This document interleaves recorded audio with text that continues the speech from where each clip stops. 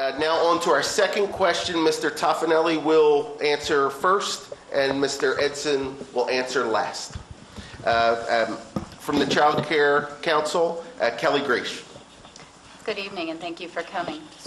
Each of you has, either tonight or in your campaigns in the past, acknowledged the importance of boosting our economy and stressed the importance of bringing in jobs. In addition to the importance of childcare to our community as a $6.2 million annual industry, which provides 169 jobs, it is critical it is a critical element to getting and keeping families working.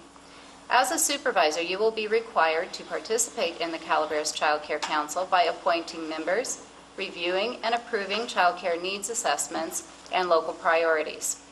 As a supervisor, how will you provide access to affordable, quality child care in Calaveras County? Candidates, you have 2 minutes to answer this question. I have 2 minutes to answer how I will provide child services. What was the question again? Well, the question is, as a supervisor, how will you provide access to affordable, quality child care in Calaveras County? How will I provide access to quality child care services in the county? Well, you know, as a supervisor, when we appoint our commission people to designees to the commission, those people represent our district and their voice on that council. When we have discussions with those people, they come back and inform us on what our needs, what we need to do. As far as providing services, I think that we need to make sure as a supervisor we stay on top of that and get the information coming back to us from our representatives on those councils and their recommendations. So, that's my answer.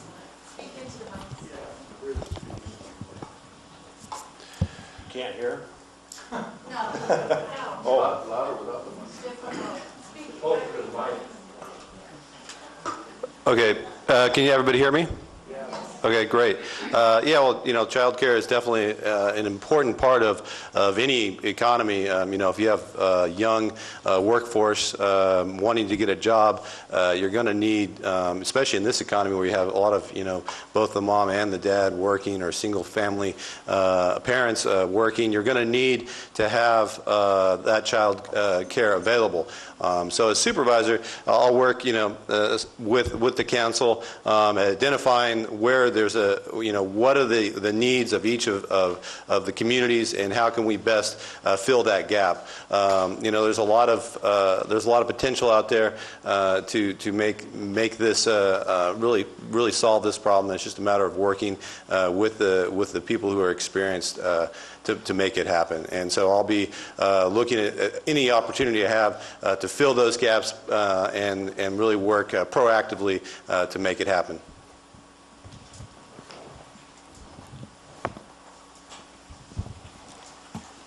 Can you hear me okay? Sorry, I have a very quiet voice, so I apologize. As with any government program or county program, there's guidelines that have to be applied and followed, and as a supervisor you have to follow those. You have to stay on top of things and make sure that everything's going the way it should. You know, assigning people to work on that commission is an important selection that you have to do, and you have to stay in touch and involved, so that's what I'll do.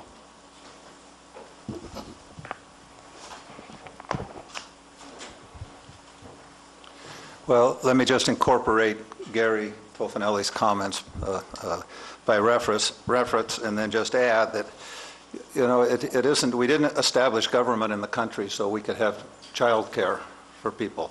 The primary responsible parties for child care are the parents, not government. In the sense that some people need some extra help with child care so they can have employment, etc.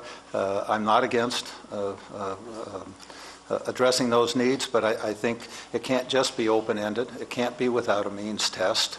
It can't be that this is another entitlement that every family's entitled to, and somebody else has to pay the cost of it.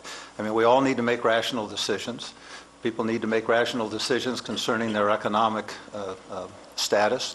They need to make rational decisions concerning how many children they wish to have. So a lot of this comes down to just, we don't want to be in a position where we continue to subsidize bad decisions, just like we did with welfare, where the more children you have, the more welfare you get.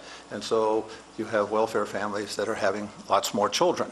And then you have to have daycare for them because they don't have the economic means to support the children that they're having. So there has to be rational decision-making throughout the system. And, 30 seconds. And it isn't an entitlement. I don't view child care as an entitlement. It's much like a lot of these other organizations. It needs to be much more based on volunteerism than a dedicated tax stream of income. Thank you.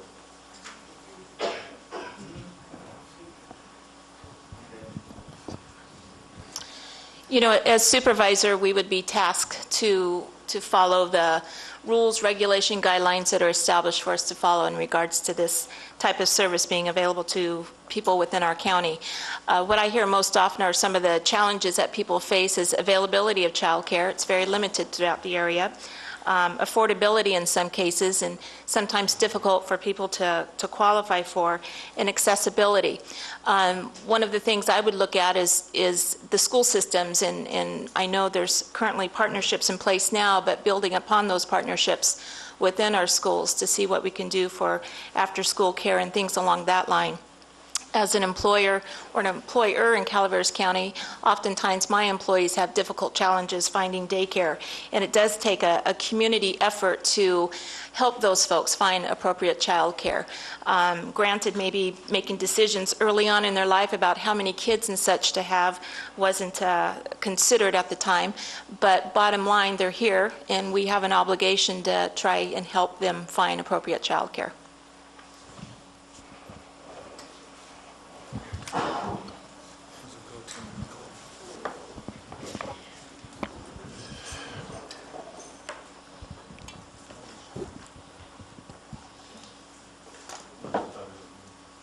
Mr. Edson. I agree with most of what everybody says here. We need to work within the guidelines, work with the council. It's important to identify the needs for each of the parents that have problems or that need child care. It's important to follow up to make sure that you can get the biggest bang for the buck that you're spending. And school systems.